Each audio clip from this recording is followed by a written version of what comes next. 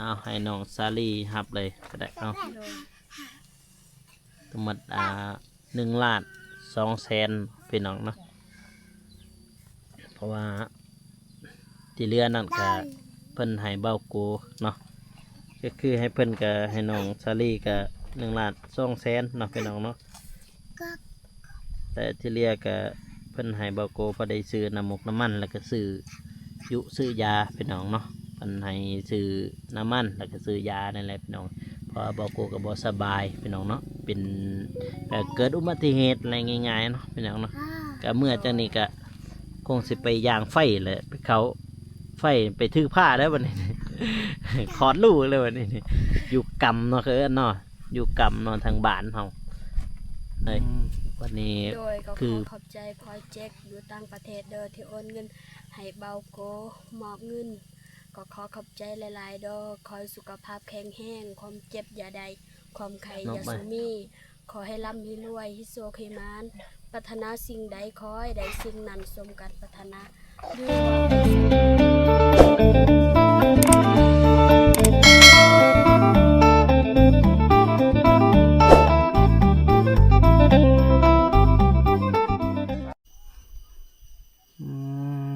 ตัว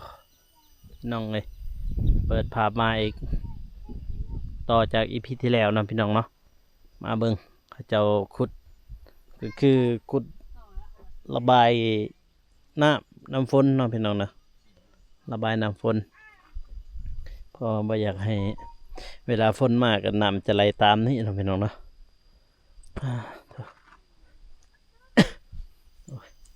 จุกไอแห้งก็บ่ได้มันเจ็บพี่น้องเพราะว่ายันซ้ำในนี่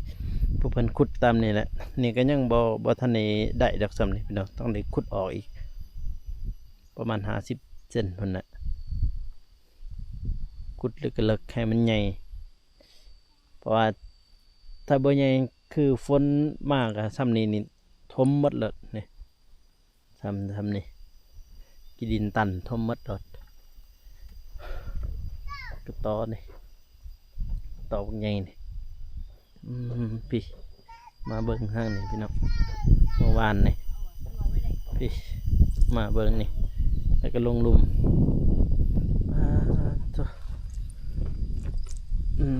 จุกแห้งโอ้มาตักทายบรรยากาศสีเที่ยงพี่น้องเนาะทางบ้านน้องซาลีวันนี้อากาศกะตอนเที่ยงเนี่ยอากาศดีพี่น้องเอ้ยแบบแดดฮอด1 โมง 2 โมงพุ่นฝนน่าจะตกตอนเช้าก็ตกเบื้องลุมเขาเจ้าไทยนาเรียบร้อยพี่น้องเอ้ยเงินเทวดาพร้อมแล้วเนาะพร้อมสร้างพร้อมปลุกพร้อมยกพร้อมย่อพี่น้องเอ้ยเนาะมาก่อนอื่นก็กราบสบายดีเด้อพ่อแม่พี่น้องเนาะบ่ว่าสิอยู่ภายในหรือว่าต่างประเทศก็ยินดีต้อนรับเข้าสู่ช่องเป้ากูชนบทสปปลาวเด้อพ่อแม่พี่น้องเอ้ยเนาะเว้าแห้งก็เว้าไวก็บ่ได้เจ็บแน่นหน้าอึกพี่น้องเอ้ยเนาะต้องได้ไปกวดหลังจากนี่ก็คงจะได้กลับบ้านแล้วพี่น้องเอ้ยไปย่างไฟไปซองไฟเนาะแน่นหน้าอึกพอเมื่อนี้ก็ต่อจากอีพีที่แล้วพี่น้องเนาะกี่ห้าทายเราเฮ็ดเวียกนี่เราพักผ่อนแล้วพี่น้องเนาะเพราะว่ามีผู้ใหญ่เพิ่นฝากเงินเนาะมาทางเบาโกพี่น้องเลยอยากให้แม่น้องซาลีนี่ได้ซื้อได้อยู่ได้กินทำพี่น้องเนาะก็คือซื้อพุ่นแหละบัตรยามเพิ่นบ่มีตอนหรือว่าตอนสร้างมาเฮ็ดเวียกนั่นแหละก็ซื้อให้สร้างกินเนาะพี่น้องเนาะแล้วก็ซื้อให้ครอบครัวเพิ่นกินน้ำเนาะบรรยากาศมันนี่ก็โอ้ยแดดเปรียงๆเลยมาเข้าไปทักทายก่อนตัวโอ้ยมือนะเบิ่งให้ที่นั่งอยู่นี่เจ็บเอวเลยเจ็บลมสบายดีเด้อสบายดีเบาโกและ FC ทุกคนทั้งไทยทั้งลาวและว่าต่างประเทศผู้ติดตาม2เบาโกเลยสบายดีนะเบิ้ง สบายดี อา เจ๊ ยุย เจ๊ อายุย เจ๊ อายุยอายุยสบายดีนบ Muso. เอ้ยอ่ะมาต่อน้องสลีไปใส่น้องสลี น้องสลีมาเห็ดกิน แม่เฮ็ดกินอยู่คุณบ่ น้อง อืมแม่เฮ็ดกินถาบ่เลยเนี่ยแม่เฮ็ดกินถา แล้วมาแต่งกินอยู่นี่เลย อ๋อเอาเฮ็ดอยู่นี่เลยบ่ได้บ่อยู่ไฟ หรือ คือ ว่า ไฟ เพิ่นมาเอาหม้อบ่มาเห็ดอยู่นี่ อ๋อเฮ้ยเว้าเว้าลายกับบ่ได้พี่น้องมันจุกมันแน่นหนาอึก คือมันแน่นแบบว่าต้องได้ยักไอตลอดหั้นนะมันเป็นนั่นนะเมื่อนี่จะได้ก็สิไปย่างไฟ3 มื้อแล้วบ่ได้ย่างไฟนี่การก็ถ้ามิดก็คิดว่าการก็ดีบัดลังๆมาเนี่ยเอ้ารู้สึกว่าเริ่มหายใจอยากฝืดแต่ได้บัดนี้หายใจอยากฝืดหมดเสาร์นะจนสิลุกบ่ได้พุ่นเจ็บคอมันจะกินยาแก้ปวด เรียบร้อย แปลงจากมือนี่ดินนี่ 2-3 มื้อเลย อ่าแปลงกับไผนี่ แป้งแม่ครอบครัวเฮานี่ อืม พ่อแม่แล้วก็น้องสลี อืมอืม 4 มื้อแหละกับมื้อนี้ สี่มื้อเลยเบากูบ่ได้มา2 มื้อ3 มื้อเลยพี่น้องเอ้ยบ่ได้มาทางนี้คือเกิดอุบัติเหตุพุ่นแหละแต่มาแต่นี่แหละเมื่อนานมาแต่นี่ก็เมื่อแล้วผู้กำลังสิว่าสิออกเดินทาง เจอนั่นอีกก็เลยบ่ได้มาเลยพี่น้องต้องได้พัก นี่ก็อาการก็ทมิดก็เมื่อวานเนี่ยก็คือว่าโอเคดีอยู่ ตอนเบาตูนเบาเจ็บมาหารก็คือว่าพอไปได้แน่ ตอนนี้ก็โอ้ยหายใจอยากเริ่มฝืดเลยต้องได้ไปหาหมออีกแล้วแบบนี้เพราะว่ามื้อนั้นก็มื้อที่เกิดอุบัติเหตุก็ได้ไปหาหมออยู่พี่น้องเอ้ยไปแล้วก็มีแต่ว่าเจ้าสักยาเข็มหนึ่งแล้วก็เขาเอายาแก้ปวดมาให้กินมันนี่ก็คุมแล้วง่ายๆก็คือคุมตัวเองมาเนาะคุมมาเบิงเวียกแล้วก็มีทางผู้ใหญ่เพิ่นฝากเงินมาเนาะจำนวนหนึ่งพี่น้องเอ้ยฝากมาให้บ่าวโกแน่แล้วก็น้องซาลีแน่เนาะนอนแล้วบ่ทาง สบาย บ่สบายอย่าตีกันไหม2 คนมีแต่ตีกันเฮ้ย Cuộc nị nó nị. เจ้าแม่บ่จะ ตีกันบ่ให้กินขนมเด้อ เจ้าแม่ Tiểu. อืม Đã thuộc. ผู้ได้นอนอยู่นี่คืนนี่ พ่อเฒ่า เรานอนแล้วนอนผู้เดียวบ่ เลย อืมฮะตีกันเลย สบายบ่เศร้ากันวันนี้ก็ไปแข่งคนมืดจนฮอด7 โมงค่ำถึง เมื่อวานนี่บ่ เลย อ๋อ ไปสักเขาน้ำพวกอายมาซอย อืมมา เพ สั ราะ ก ว่า เขา ทางถ้าให้เราอยู่ไกลเขาอยากได้หลายคนมาไปสักแล้วมือเดียวเขาอยากได้แบบนี้ อ๋อ ก็เลยเล่งแข่งพลตั้งแต่12 โมง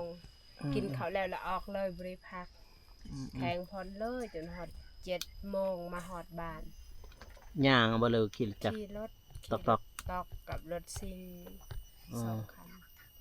อืม หลายคนไป เมื่อวานนี่บ่ โดย อ๋อ เขาก็เมื่อทางบ้านนงกันทางดอนซาเพราะว่าทางเขามันยากเมื่อบ่ได้ ตอนไปทางนี้บ่ โดยตอนไปทาง อ๋อ นี้ ทางนี้ไปพุ่น ตียู่ตอนเช้าก็ยู่รถ เพื่อสิฮอดพุ่นจักโมงฮอดพุ่น 11 โมง โย่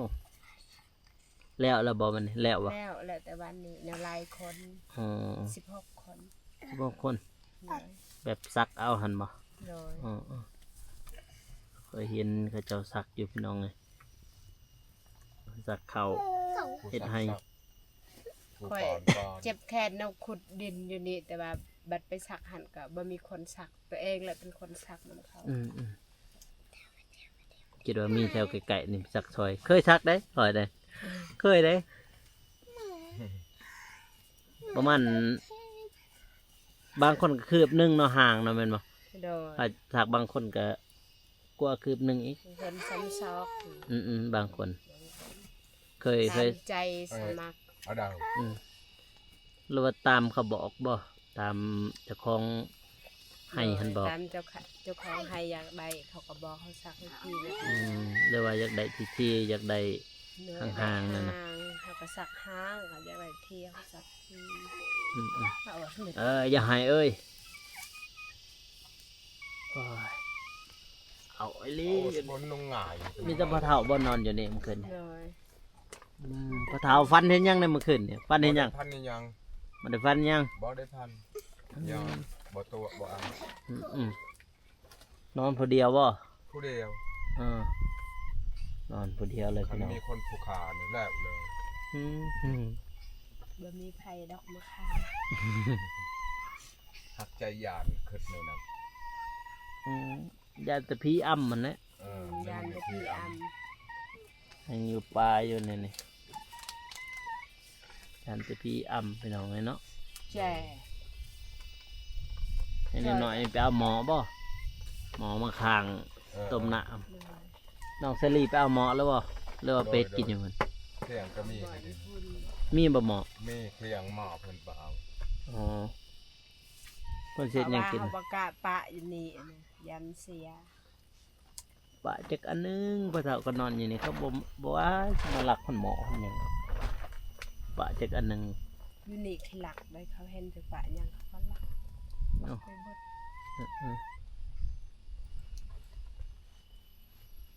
มันเป็นกระหลักเฮ้ยอันตราย คือหลักใบบาน ไปเอาหมอไปเฮ้ยไปเอาหมอไปหมอหน่อยหมอใหญ่ไปต้มน้ำไปได้บ่นี่แทบมันนี่ แจมจ้แอแล้วได้เขาแบะจอ ไป จอหยาอาอยู่ ไปเอาหมอไป จุตะปนชาเล แลนจะแลนไหวอัน ได้เขาแบะเอาอีตะเขาดากเอา ดากำ โอ้ยไปเอาแลน ต้มน้ำในเฮ็ดหยัง จีต้มมี โดย มีกล่องไปซื้อพี่กล่องมา แม่น อุ่นท้องก่อน แม่น ทันเนี่ยเพราะว่ามันยังแน่นนะเอิกอยู่ โอ้ยแนวมันหนัก อือหือ ซ้ำในได้คือว่า สำนักอย่างนั้นยังเมื่อนี่ยังว่าสิเมื่อยางไฟอยู่ แม่น สิไปเนี่ยสิไปอยู่กรรม สิไปอยู่กรรมมาได้จะหน่อยนี่เมื่ออยู่กรรมแล้วนะไวอาการ เห็ดแนวนั้นเลือดกับมันบ่ละลาย ทางบ้านเรามีแต่แนวนั้นได้ คือกันเบิด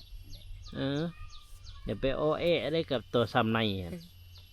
แม่ ร้า นุ นข่อยผู้หนึงเสียกันยันซ้ำไหน เราบ่ได้เว้าเขาว่าเขาหยอกกันแบบเขาเตะเพิ่นบ่น่ะ เพราะเราได้เห็นตอนผ่าของลูก เห็นบ่ เห็น อ๋อ นักอะไรหรอ นักเบิบแล้วนี่ พอให้คักคิดว่าข่อยบ่เห็นหยังมาหาข่อยซะนี่โอ้ยตอนเบาโกเด้เพิ่นว่า ใคร พอเท่า อืม เราคิดว่าบ่ค่อยบ่ได้เห็น อืม เราเพิ่นเห็นในโทรศัพท์เพิ่นเอง เอ็นนำโทรศัพท์บ่เจ็บบ่ โดย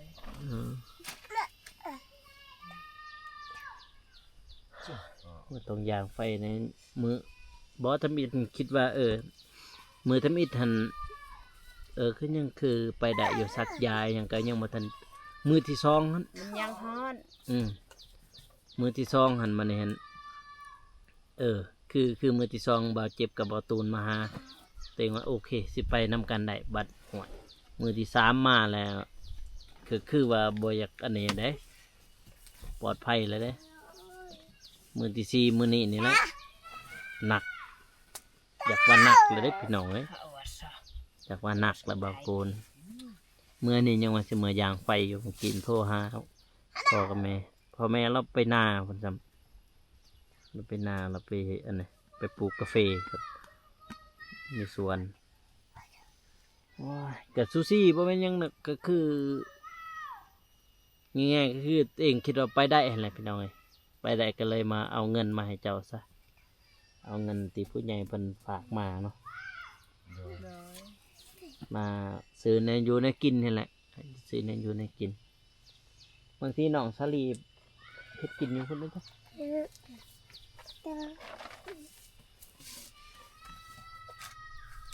ตั้งด้นเกิด2แม่ลูกเนื้อมาเอาหมอ เพิ่นกับแม่เฒ่าเมื่อ เพราะฉะนั้นเราเฮ็ดกินอยู่พุ่นแล้วจ้ะ อยู่นี่ มาเฮ็ดอยู่นี่ก็มีก็อยู่นี่ อ๋อ บ่าวอนงนะ อ๋ออ๋อ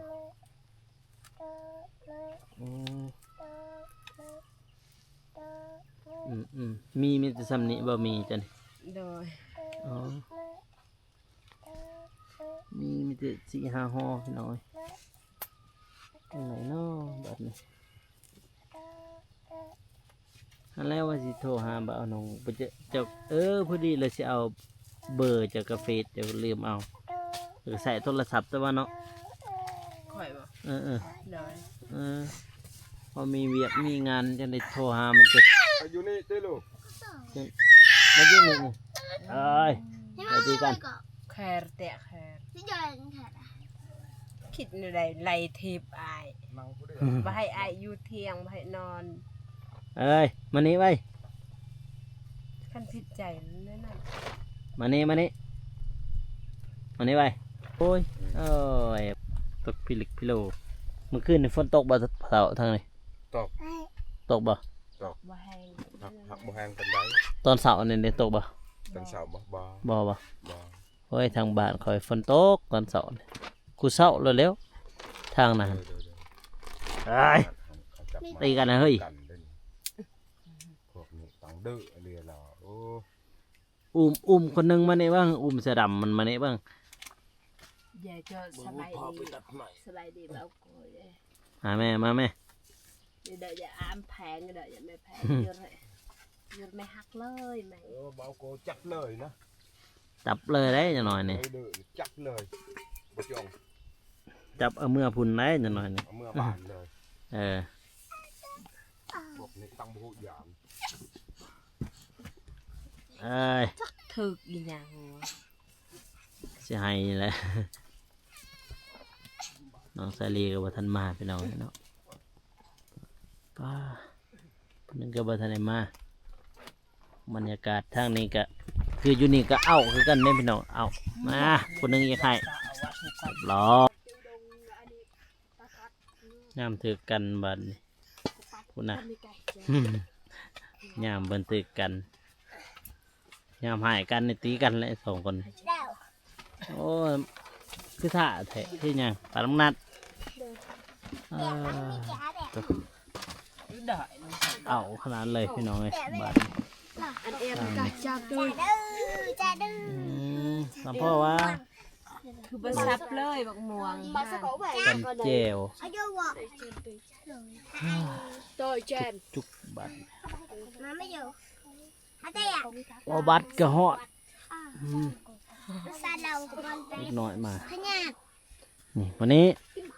สบายดีนะเว้ย ไปดี นางน้อยไปช่างเสื้อน้อยไปมันนะ โอ้นี่เป็น ตัว ว่า มาหอดเบิดพี่น้องเลยครบจิ้มครบหนาครบตาเลยวันนี้ กัดมาใหม่แท้ พี่มานั่งนี่ไว้ ใช่ นี่มานั่งนี่ไว้น้อยนางน้อยนี่มานั่งนี่ ตรงก็ตรงมันกระตาสน บ้าตัวครบหนาครบตาเลยพี่น้องเลยอืม ตัวหน้าใหม่ หนาครบตาครบทิมก็เพื่อมนก็เลยโทรศัพท์หน่อยหนึ่งก็มือตึ๊บแต่ว่าเสียงเนี่ยยังมีเขาโทรหาให้ได้ แปลงใส่ได้ แต่ฮับหนึ่งไม่ได้ ที่บ้าน ให้ เรา จอหายแหละหรือว่าสายมันหลุดบ่อืมโอ้ยจุกพี่น้อยเนาะให้แม่เฒ่าเราเฮ็ดก่อนในบ้านนอกอาจจะมอบเงิน สักเลยเด้อ ป่าคางหมออันก่อนก็ได้ตุ่มอันนั้น ใส่ดาคือกัน ครบทิมเลยพี่น้องครบหน้าครบตาเลยเบิดอึบป่าน้องสาลีแล้วก็เมย์แล้วก็น้องๆเพิ่นเนาะพี่น้องเนาะนี่ครบหน้าครบตาเลยมื้อนี้มานัดมะม่วงมาก็คือพ่อใหญ่เพิ่นเนาะพี่น้องเนาะเพิ่นฝากเงินมาทางเบาโกพี่น้องเนาะมาให้แม่น้องสาลีเนาะเพราะว่าก่อนหน้านั้นแหละเพิ่นฝากมา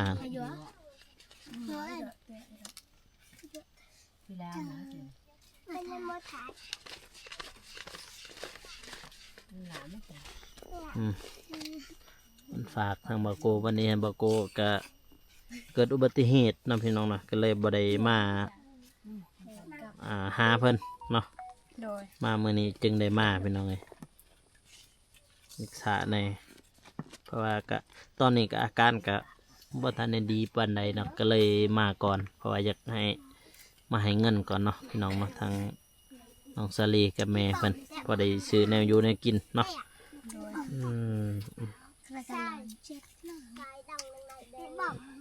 แล้วยังปัดเปลือกมะม่วงมื้อนี้ครบเลยได้เนี่ยเรามาเนี่ยจะนั่งนี่ไว้อ้าวหายกันแล้วบอล บ่อนแจมใช้บอลจังเราต่อย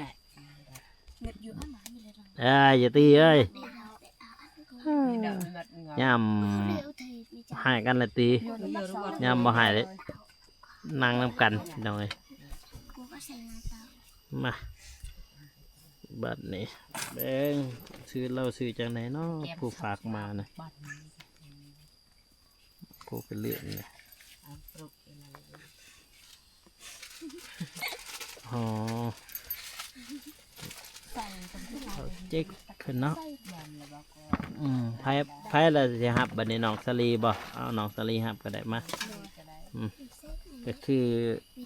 ทางพ่อเพิ่นอยู่ทางต่างประเทศเนาะเพิ่นฝากเงินมาให้เบาโกมาให้แม่น้องสาลีกับน้องสาลีนั่นแหละพอได้ซื้อแนวอยู่แนวกินเนาะ โดย พอดีเบาโกมาแลก100เนาะเพิ่นฝาก100ให้เบาโกแน่แล้วก็ให้น้องสาลีกับแม่แน่เนาะพอได้เพิ่นซื้อแนวอยู่แนวกินเนาะพี่น้องเนาะก็คือง่ายๆก็ให้พวกเจ้าซื้อให้สร้างอะไรจะน้อยสร้างมากก็จะเอาเงินตัวนี้และซื้อก็คือมีอยู่นี่เขาขายบ่เป็นแกะมีบ่ตัวนั้นแหละพวกเจ้าซื้อมากินแต่ละมื้อยันบ่ทวงบ่ทันนี่จังก็คือจังสีนี่มาซื้อมีอย่าปากเอ้ยนั่งดีๆนั่งดีๆยำถือกันก็อยู่นำกันกันบ่ถือกันก็ตีกันเอาให้น้องซาลีหับเลยก็ได้เอาทั้งหมด1,200,000พี่น้องเนาะเพราะว่าที่เรือนั่นก็เพิ่นให้เบาโกเนาะก็คือให้เพิ่นก็ให้น้องซาลีก็1,200,000เนาะพี่น้องเนาะแต่ที่เรือก็เพิ่นให้เบาโกพอได้ซื้อน้ำมุกน้ำมันแล้วก็ซื้อยาพี่น้องเนาะเพิ่นให้ซื้อน้ำมันแล้วก็ซื้อยานั่นแหละพี่น้องเพราะเบาโกก็บ่สบายพี่น้องเนาะเป็นเกิดอุบัติเหตุอะไรง่ายๆเนาะพี่น้องเนาะก็เมื่อจังนี้ก็คงสิไปย่างไฟเลยไปเขาไฟไปถือผ้าได้วันนี้ ขอดลูกเลยวันนี้อยู่กำเนาะคือเนาะอยู่กำเนาะทางบ้านเฮาวันนี้คือพอเพิ่นอยู่ต่างประเทศเด้ออยู่ USA เพิ่นแหละซื้อพอแจ็คเพิ่นเนาะอยากให้น้องซาลีแล้วก็แม่ขอบอกขอบใจเพิ่นเนาะเพราะว่าเพิ่นเบิ่งคลิปอยู่นี่เป็นน้องไงน้องขอบใจเพิ่นเลย โดยก็ขอขอบใจพอเจ๊กอยู่ต่างประเทศเด้อที่โอนเงินให้เบาโกมอบเงินก็ขอขอบใจหลายๆเด้อขอให้สุขภาพแข็งแรงความเจ็บอย่าใดความไข้อย่าสูมีขอให้ร่ำให้รวยให้โชคให้มานปรารถนาสิ่งใดขอให้ได้สิ่งนั้นสมกันปรารถนา หรือว่าไปไสมาไสก็ขอให้มีแต่คนฮักคนหอม นอนให้ได้เงินหมื่นตื่นให้ได้เงินแสนสมการปรารถนา หรือว่าเฮ็ดธุรกิจหยังก็ขอให้รับรื่นทุกศาสตร์ทุกปีเด้อพอเด้อสาธุ โดยอ่ะบัดนี้ให้แม่น้องซาลีเพิ่นอวยพรเนาะ ขอบใจหลายๆทางผู้ใหญ่ใจบุญที่โอนเงินทางบ่าวโก ที่โอนให้ซื้อแนวกินแนวอยากให้สร้างให้เฮากินน้ำก็ขอขอบใจหลายๆทางผู้ใหญ่ใจบุญทางพ่อเจ๊ก โดย ที่โอนเงินมาให้ก็ขอให้พัฒนาสิ่งใดให้ได้สิ่งนั้นให้ธุรกิจหยังก็ขอให้ราบรื่นให้เฮงๆปังๆให้หมดปีหมดชาติให้ร่ำให้รวย ขอให้นอนให้ได้เงินหมื่นตื่นให้ได้เงินแสน สมการพัฒนาเด้อพอเด้อ โดยคือเพิ่นให้พวกเจ้าซื้อแนวอยู่ในกินหั่นแหละ ตอนช้างมาบ่หรือว่าตอนนี้ก็แม่นพอได้ซื้อมีซื้อหยังหั่นนะยันอันใดบ่ทวงบ่ทันเนาะให้พอได้ซื้อก่อนหั่นนะ โดย ก็คือทำอิฐเขาว่าสิซื้อหล่อยุ่หั่นแหละก็คือมันบ่ทันนะบัดนี้นี่เขาเบิ่งแนวทางนี้ก็ไก่เลยเด้ไก่ที่แล้วเลยเห็นเขาเจ้าแป้งก็พื้นที่ก็ไก่ที่แล้วเลยก็เลยบ่ได้ซื้อซะให้เงินสดให้ผู้เจ้าไปซื้อแนวอยู่แนวกินซะตัวใดมันบ่ทวงบ่ทันหั่นเอาซื้อตัวนั้นไว้ก่อนก็คือแบบนี้นี่มีเนี่ยมันบ่ทวงบ่ทันพระเจ้าซื้อเป็นแก๊สมาเด้อ โดย ซื้อเป็นแก๊สมาไว้รถกับไข่แตะหนึ่งเอาเงินตัวนี้ก็ได้ซื้อ ยานมาบ่ทวงบ่ทันอิหยังหรือว่าปลาปองบ่ไปจะซื้อหั้นนะคันว่าใช่คอยซื้อแต่พุ่นก็ได้แต่ว่ากระเทินมาฮอดนี่แล้วก็ให้ซื้ออยู่ในบ้านเขาขายอยู่ติพวกไข่พวกหยังพวกมีพวกหยังเขาขายอยู่พี่น้องเอ้ยให้เขาเจ้าซื้ออยู่นี่ซะเนาะ โดย โอเคพี่น้องเอ้ยคลิปนี้ก็บ่อยากให้เหยียดให้ยาวเนาะพี่น้องเนาะเอากูก็สิจบคลิปเนาะ